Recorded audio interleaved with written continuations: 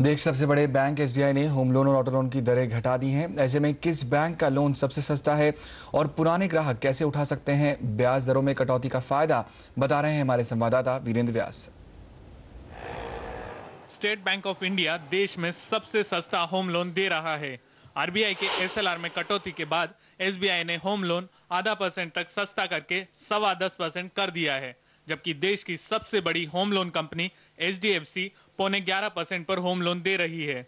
ICICI bank और bank of Baroda 10.5% पर loan दे रहे हैं। इसी प्रकार कार खरीदने के लिए भी एसबीआई सबसे सस्ता 11.25% पर लोन दे रहा है।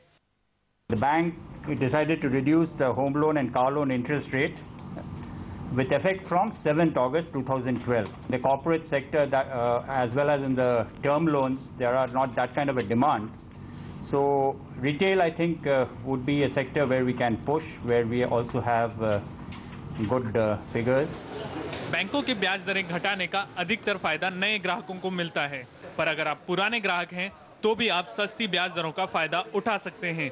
एसबीआई ऐसी ही स्कीम चला रहा है जिसमें आप पुराना लोन बेस रेट में शिफ्ट कर सकते हैं, पर इसके लिए आपको लोन की बची हुई रकम का 1% फीस के रूप में देना होगा।